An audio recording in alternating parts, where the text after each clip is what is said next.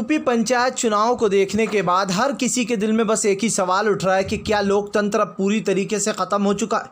क्या योगी सरकार और योगी के गुंडों ने जो उत्तर प्रदेश पर पूरा कब्जा कर लिया? जी है दोस्तों, इसी सवाल के साथ मनोज तिवारी ने जो यहाँ पर हमला बोल दिया है योगी सरकार के ऊपर।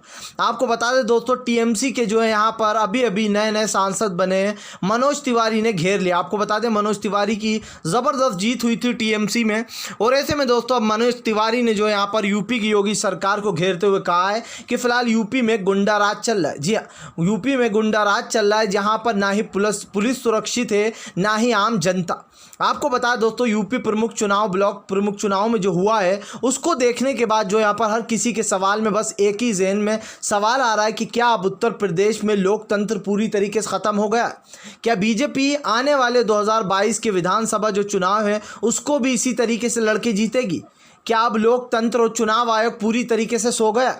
दोस्तों याद कीजिए, टीएमसी के वो चुनाव जब चुनाव आयोग के सामने हिंसा होती रही, ममता बनर्जी चीख चीख कर कहती रही कि बीजेपी वाले दंगा फैलाने की कोशिश कर रहे हैं, माहौल बिगाड़ रहा है।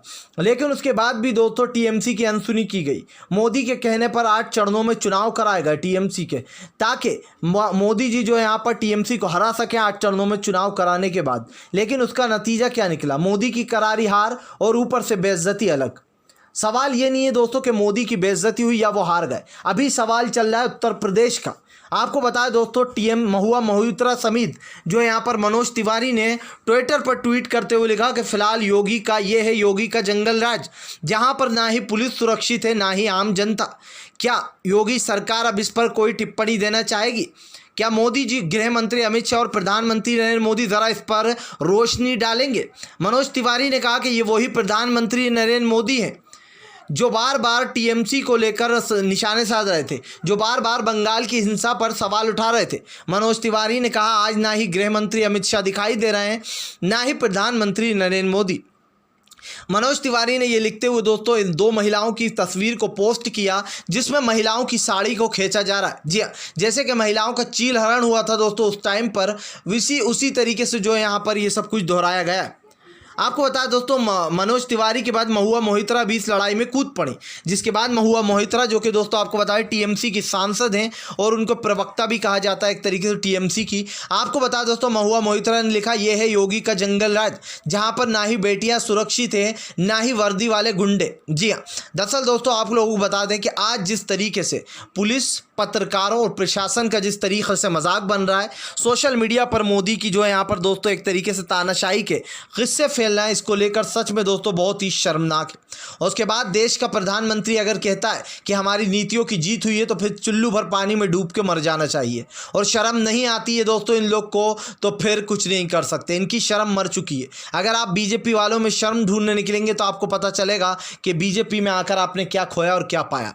आज प्रधानमंत्री नरेंद्र मोदी के नेतृत्व में दोस्तों उत्तर प्रदेश के जो चुनाव हुए हैं वो सच में बहुत ही दुर्भाग्यपूर्ण है।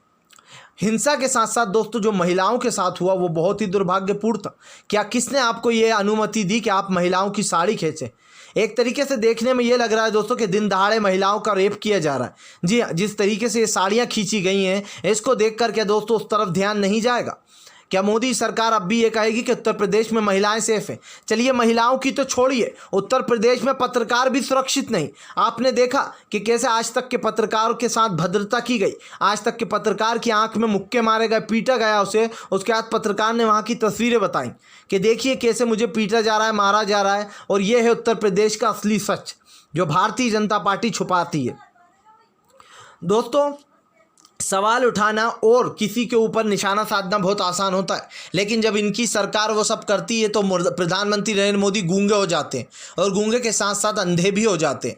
जी हाँ, फिर से सुन लीजिए, प्रधानमंत्री नरेंद्र मोदी गूंगे हो जाते हैं और अंधे भी हो जाते हैं, क्योंकि ना वो कुछ बोलते हैं इस पर और ना ही कुछ देखते हैं।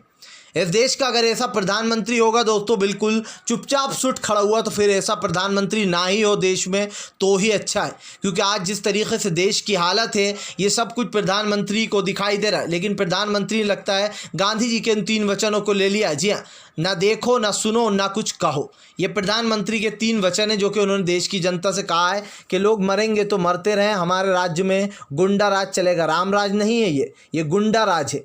और अगर इस गुंडा राज को राम राज कहोगे तो शर्म आनी चाहिए तुम्हें, क्योंकि जो भगवान श्री राम थे उनका प्रेम लोग जानते हैं कि वो कैसे थे। फिलहाल अगर आप भी शांतिपूर्ण ढंग से पीएम की इन सभी गलत नीतियों का विरोध करते हो और आपको लगता है ये सरकार सिर्फ 2 दिन की सरकार है, तो इस वीडियो को शेयर करें, लाइक करें और चैनल को सब्सक्राइब करके